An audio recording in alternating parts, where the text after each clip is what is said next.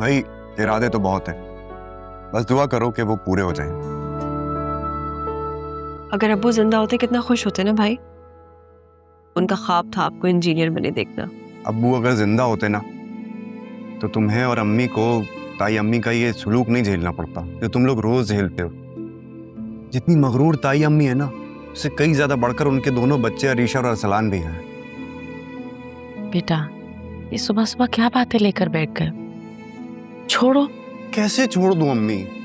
मैं जब भी उन लोगों का आप दोनों के साथ ये सलूक देखता हूँ ना, मुझे एहसास होता है कि अब्बू के जाने के बाद से ना आप लोगों को कितना मुश्किल वक्त झेलना पड़ रहा है। बेटा, श्री भाभी की तो आदत ऐसी है, वो तो हमेशा से इस तरह की है। तुम ये देखो ना, हामिद भाई का रवैया हमसे कितना अच्छा है। तुम्हारे अब्बू के गुजर जाने के बाद अगर उन्होंने हमारे सर पर हाथ ना रखा होता, हमें क्यों इस एनेक्सी में पनाह नहीं दी होती, तो मैं कहाँ लेके जाती तुम दोनों को। हाँ अम्मी, ताई अब्बू तो हैं अच्छे, लेकिन ये ताई अम्मी ना इस एनेक्सी में रहने का सारा हिसाब ना आप लोगों से सूद समेत वसूल करती हैं, और मैं ये बात अच्छी तरह जानता हूँ। बेटा, मेरा मानना है कि वक्त जैसा भी हो, सब्र और शुक्र के साथ गुजार लेना चाहिए, क्योंकि हर वक्त गुजर जाता है, ये वक्त भी गुजर जाएगा। जायशा, तुम क्या शक्ल देख रही हो? जल्दी से नाश्ता कंप्लीट करो अपना, हमें जाना है भाभी के घर। किसी काम से ही बुलाया होगा, बिना काम के तो हमें थोड़ा ही याद करते हैं। फिर शुरू हो गए तुम? अभी मना किया है ना बेटा। भाई छोड़े ना इन बातों को। वैसे भी आज आपका एग्जाम है, तो अच्छे मूड से जाएं ताकि एग्जाम भी अच्छा हो। अच्छा दादी अम्मा, अच्छा अम्मी, आपने मेरे इम्तिहान के लिए खुसूसन दुआ की है ना? ये कोई बात है पूछने की भला? तुम तो हमेशा मेरी दुआओं में रहते हो, बल्कि मेरी तो हमेशा ये दुआ रहती है कि मेरे दोनों बच्चे सिर्फ इस इम्तिहान में नहीं बल्कि जिंदगी के हर इम्तिहान में सुरखरू। आमीन। आमीन।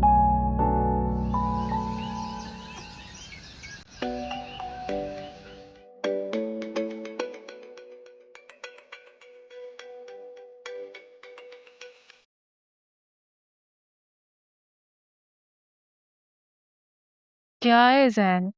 इतनी अच्छी नींद सो रही थी, सारी नींद खराब कर दी तुमने। ख्वाबों में तो मुझे ही देख रही थी ना, सामने आके देख लो। इतनी खुशफहमी मत पालो मिस्टर। मेरा नाम अरीशा हामिद है। ख्वाब में अपने जैसे शानदार लोगों के देखती हूँ, तुम जैसे एवी लोगों के नहीं। क्या कहा?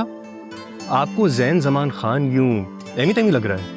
Yes you mister. मैडम, आप जरा जाकर अपनी आंखें चेक करवा लें। क्यों? क्योंकि आपको यूनिवर्सिटी का सबसे हैंडसम लड़का, जिसपे सारी लड़कियां फिदा हैं, यूं एमी तेमी लग रहा है।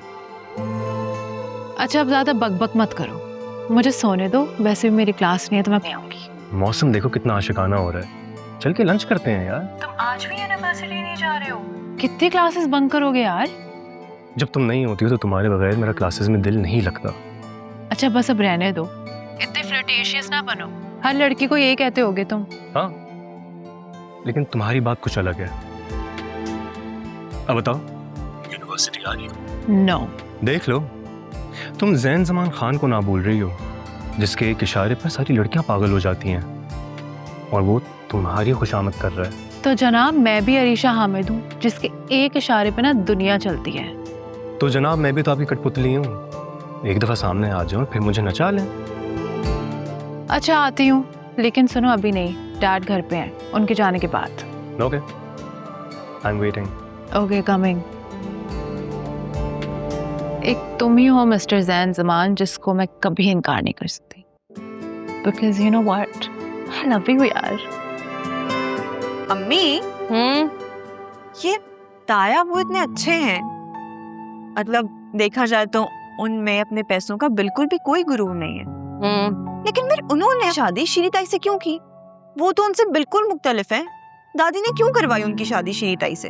अरे भाई, दादी ने नहीं कराई शादी, हामिद भाई की पसंद की शादी थी। हामिद भाई और शीरी भाभी दोनों यूनिवर्सिटी में साथ पढ़ते थे, बस पसंद कर लिया एक दूसरे को और कर ली शादी। अब आपका मतलब है कि उनकी लव मैरिज हुई थी? लड़कियों पे ऐसी बातें सूट नहीं करती। काम करो।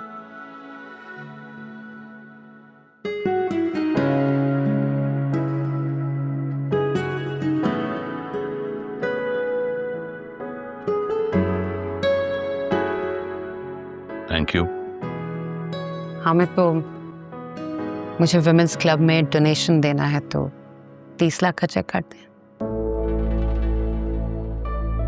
शरीफ, बाहर की दुनिया को छोड़कर अगर तुम घर पे तवज्जो दो तो ज्यादा अच्छा है। आई थिंक इस घर में तुम्हारी कुछ रिस्पॉन्सिबिलिटीज हैं जिनका तुम्हें एहसास नहीं है। कौन सी रिस्पॉन्सिबिलिटीज को मैं पूरा नहीं करती? 3 औलादें दी हैं आपको, सेहतमंद पाल पोस के बड़ा किया है, आपके बड़े बेटे को अब्रॉड भिजवाया है। आप क्या चाहते हो? मैं अपनी सोशल लाइफ छोड़कर घर की बांदी बन जाऊं? मैं बस ये चाहता हूँ कि तुम बच्चों पर तवज्जो दो। तवज्जो देती हूँ मैं। आप भूल गए, सुफियान को मैंने ही कन्विंस किया था ना कि यूएस जाए। अगर मैं नहीं होती तो वो नहीं चाहता, क्योंकि वो मान ही नहीं रहा था। फिर भी आपको हर वक्त मेरी ही सेंस ऑफ रिस्पॉन्सिबिलिटी से शिकायत रहती है। और अरसलान, क्या वो तुम्हारी जिम्मेदारी नहीं? हाल देखा है उसका। क्या बुराई है अरसलान में? बस थोड़ा सा लापरवाह है, पढ़ाई में तवज्जो नहीं देता, दोस्तों के साथ खेलता है। इस उम्र में सब ऐसा करते हैं। करते हैं, मगर माओ की जिम्मेदारी होती है कि वो नजर रखें कि बच्चों का फ्रेंड सर्कल कैसा है, वो किसी गलत एक्टिविटी में तो इन्वॉल्व नहीं हो रहे। इतना छोटा नहीं है कि मैं उसकी पर्सनल लाइफ में जा जाके इंटरफेयर करूं। तो जब वो छोटा था तब तुमने कब इंटरफेयर किया? उसकी हर गलत बात पर तुमने सपोर्ट किया उसे। इसी वजह से वो आज ऐसा है। ये तो अच्छा हुआ कि सुफियान को कम उम्र में मैंने बाहर पढ़ने भेज दिया, वरना वो भी ऐसा ही निकलता। ओके, वो आएगा तो मैं उससे बात करती हूँ। Will see. अच्छा ना, मैं आपके लिए नाश्ता लगवाती हूँ, चेक काटना नहीं भूलिए।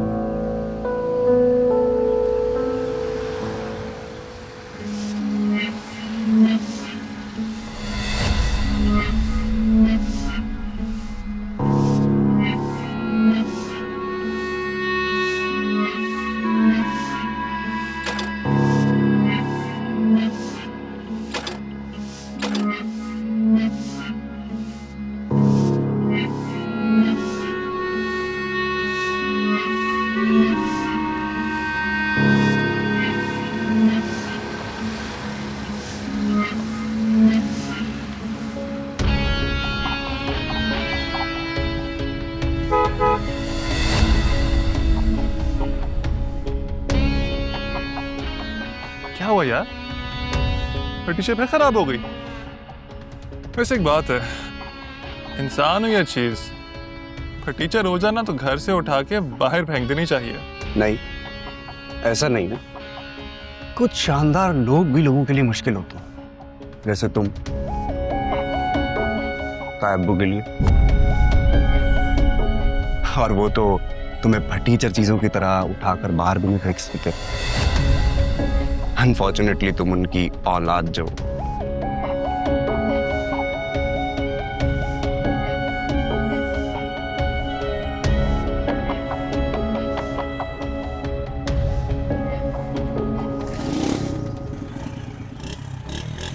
देखा, हो गई स्टार्ट।